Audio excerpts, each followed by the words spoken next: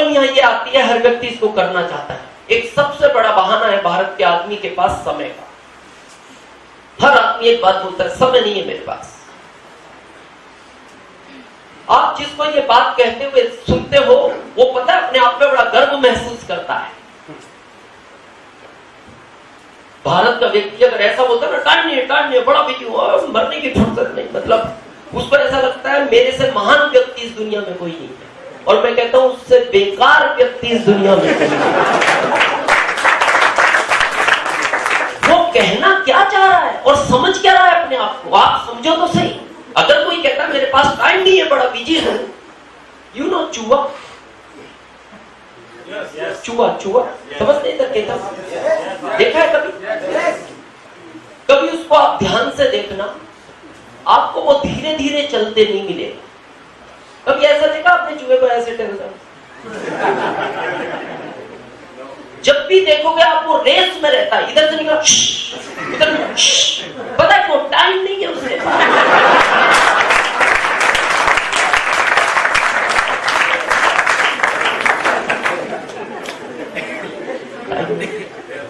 और जब कोई ऐसा बोलता है तो मैं अंदर सोचता हूँ यार ये व्यक्ति अपने आप को समझ गया।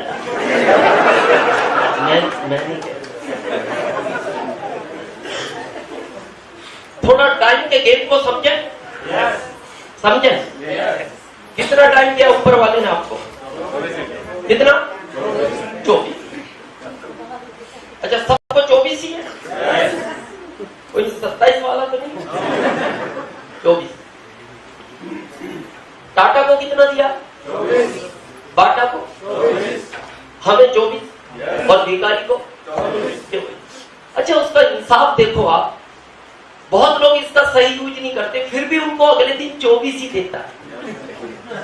नहीं तो कह सकता था ये काम में नहीं देता, इसके 20 करो, मोदी जी के 4 बढ़ाओ। वो आदमी काम कर रहा है, उसको 4 एक्स्ट्रा तो इसके 4 कम करो। लेकिन वो रोज इंसाफ के साथ आपको 24 दे देता है। गेम समझना आप टाइम का। इसी 24 घंटे में मीडियम है, इसी 24 घंटे में भिखारी, इसी 24 घंटे में टाटा बन गया और बाटा बन गया। यानी कहने का मतलब है गेम तो 24 घंटे का ही है, एक्स्ट्रा किसी के पास नहीं है। टाटा पे ऊपर वाला खुश होकर उसने 2400 नहीं दिया, 24 दिया। अब मैं आपको इसका क्लियर करता हूं कि ये कितनी पावरफुल चीज है। हम पता है मीडियम क्यों रह गए? हमारे पास 1 घंटे का भी वैल्यू नहीं है। टाटा इसलिए टाटा है, 1 सेकंड का भी वैल्यू है। आप टाटा से कभी बात कर सकते हो? उसके पीए से नहीं कर सकते आप। मैं आपसे एक बात पूछता हूँ, गवर्नमेंट जॉब में कुछ लोग यहाँ आगे है कोई? पूछना नहीं चाहिए सर, सैलरी क्या दे रही है गवर्नमेंट? 90, हाँ 90,000। अच्छा, आपका पर्सनल खर्चा कितने का, स्वयं का, केवल अकेले महीने का? 5-10 मान लो, फिर 80 का एक्स्ट्रा ही ले रहा। देना चाहिए, गलत। मैं बताऊं कारण क्या है। ये जो एक्स्ट्रा आदमी पैसा कमाता है अपने परिवार के लिए कमाता है। आपका खर्चा 90,000 नहीं है, लेकिन आपको परिवार देखना है, बच्चे हैं, शादियां होंगी, पत्नी है, गहने हैं, परिवार के लिए करता है एक्स्ट्रा पैसा। तो मैं आपको एक आश्चर्यजनक बात बताऊं, टाटा ने शादी ही नहीं किया। टाटा ने शादी ही नहीं किया। और पता है क्यों नहीं किया? एक इंटरव्यू में, कॉन्फ्रेंस में उनसे पूछा गया, टाटा इतना बड़ा एम्पायर आपने खड़ा कर लिया और आपने शादी नहीं किया, जिसके लिए लोग मेहनत करते हैं, पैसा कमाते हैं, वो काम तो आपने किया ही नहीं। तो टाटा का स्टेटमेंट था कि मैं अपने काम में इतना व्यस्त था कि मेरे को ये सोचने का टाइम नहीं मिला कि शादी भी करना पड़ता है। इसलिए वो लोग अमीर हैं। आप सोचो, जिस आदमी को इतना टाइम नहीं मिला सोचने का कि शादी करना है, इसलिए वो अमीर है। और हमारे पास क्या है, मैं कारण बताऊं आपको। मेरा आंकड़ा नहीं, ये गवर्नमेंट का है। 10 घंटे भारत का आदमी एवरेज काम करता है, 8 घंटे आराम करता है, 2 घंटे नहाना पूजा पाठ। हर आदमी की 20 घंटे की रूटीन लाइफ है। और भारत के ज्यादातर लोग 4 घंटे को वेस्ट करते हैं, जहां 1 सेकंड का भी कीमत होता है। 4 घंटा खराब हो गया। सबसे ज्यादा ये खराब हो रहा है टीवी देखने में। मैं टीवी के विरोध में नहीं हूं, लेकिन मैं टीवी के सपोर्ट में भी हूं। भारत की संस्कृति को सबसे बड़ा बिगाड़ने का रोल किसका है? टीवी। ये जितनी भी नई फैशन आ रही है किसने दी? टीवी। ये जो कपड़ों की साइज छोटी होती जा रही है, सबसे बड़ा रोल इस टीवी का। आप देखो 30 साल पहले कपड़े यहां तक पहनते थे, अभी फिर 10 साल बाद यहां हो गए, फिर यहां हो गए, अभी मेरे को नहीं पता कहां तक जाएंगे। लेकिन ये खिसक रहे हैं, मेरे को आइडिया नहीं है, लेकिन ये हर 20 साल में छोटे हो रहे हैं। सब टीवी का देन है। और ये 4 घंटा भारत का आदमी टीवी देखता है। और जितने भी पति दुखी है ना इस भारत में, सबसे बड़ा रोल इस टीवी का है। मैं बताऊं आज पति की हालत कैसी करती है इस टीवी? करूं थोड़ा क्लियर?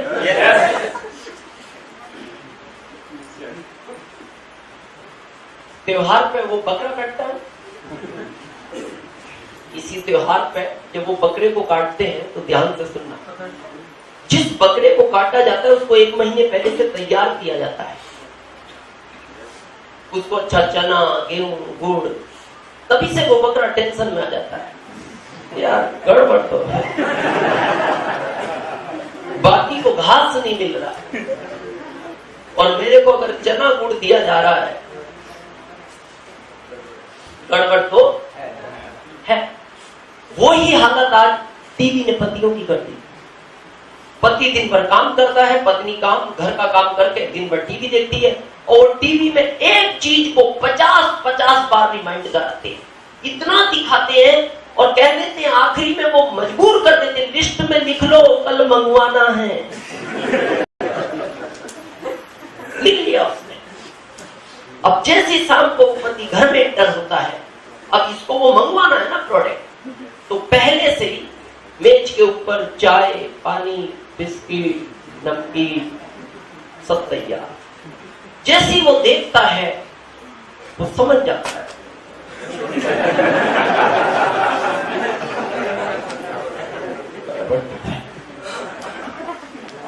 देखते इसका तो दिमाग खराब हो गया। पत्नी समझ गई क्या गड़बड़ है, वो पास में जाके बोलती है, शायद आज आपका मूड ठीक नहीं है। ठीक ही था, देख के खराब हुआ। ये तो अच्छे मूड से आया था। अब उसको वो डिमांड पूरी करानी है, तो फिर धीरे में पास में जाके बोलती है, ऐसा करो, ये चाय तो ठंडा हो गया, मैं एक और कड़क चाय लाता हूं। अच्छा, उसको भी पता है जो खिलाना है खिला दो पहले, क्योंकि सुनने के बाद कुछ खा भी नहीं पाएगा, क्योंकि डिमांड सुन के नहीं खा पाएगा। तो जो खिलाना पहले ही खिलाओ। और कुछ लाती है, बिस्किट, मिठाई। खाने के बाद उसको बोलती है पास में बैठ के, बुरा नहीं मानो तो एक बात कहूं। वो बोलता है बताओ। जब कल ऑफिस से आना तो वो बीच में एक दुकान है लाल चौक पे, वहां से कल्पना नाम की साड़ी ले आना। ठीक है, ले आते। कितने की है? मात्र 13,000। क्या लगता है रात को भूख लगेगी इसको? इसको 3 दिन भूख नहीं लगेगी अगले। किसने किया ये? टीवी। यहाँ बुजुर्ग बैठे, क्या आज जब टीवी नहीं थे घर में कपड़े नहीं आते हैं? और पता क्या नाम थे? Cotton, terricot, polyester. आज सब गायब हो गया। आज नाम से आते हैं, ऐश्वर्या साड़ी, कल्पना साड़ी, जूही साड़ी। बच्चे ब्रांडेड चीजों की डिमांड करते हैं घर से। पिता की इनकम नहीं है, वो ब्रांडेड कुछ देख रहा है, उसमें मोबाइल देख रहा है, बाइक देख रहा है। सब ये तमाशा टीवी ने किया। मैं थैंक्स देता हूं उस गॉड को और इस सिस्टम को, उसने मेरा 16 साल से टीवी छुड़ा दिया। मैं 16 साल से टीवी नहीं देखता। देखो, अगर बहुत कुछ पाना है, कुछ तो खोना पड़ेगा। बहुत कुछ पाना है, कुछ तो खोना पड़ेगा। आज पता है फैशन बन रही जन्मदिन मनाने की, उलाटी सा। बच्चे का मनाते हैं, अपना मना रहे हैं, पत्नी का मना रहे हैं, अपने माता पिता का मना रहे हैं। मैं जन्मदिन के विरोध में नहीं हूं, लेकिन मैं सपोर्ट में नहीं हूं। क्या जन्मदिन मनाना? आपकी जिंदगी के साथ कम हो रहे हैं, आप खुश हो रहे हैं।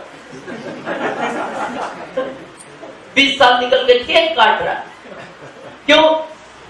आ रहा हूं। मैंने आज तक अपना जन्मदिन नहीं मनाया, हालांकि मेरे बच्चे मनाते हैं। मैं उनको भी डांटता हूं, यार बेटा क्या जन्मदिन, 50 साल का हो गया, जन्मदिन मना रहा है, खुश हो रहा है, केक काट रहे, क्यों?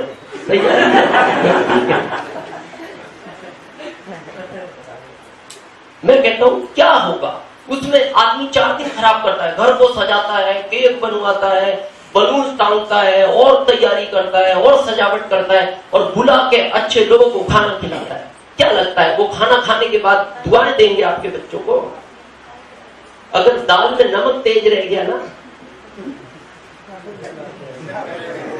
खाली दाल, तो पता क्या पार्टी थी? वो पार्टी थी, दाल नहीं थी। अरे तू कोने में 20 गुलाब जामुन दाब गया, उनका तो जिक्र कर, उधर मुंह करके खा रहा था, 20 खाए तूने, उनकी कोई बात नहीं कर रहा हूं, वो नमक तेज था। मैं कहता हूं उस पैसे से किसी गरीब बच्ची की शादी करवाओ, वो आपके बच्चे को जिंदगी भर देगा।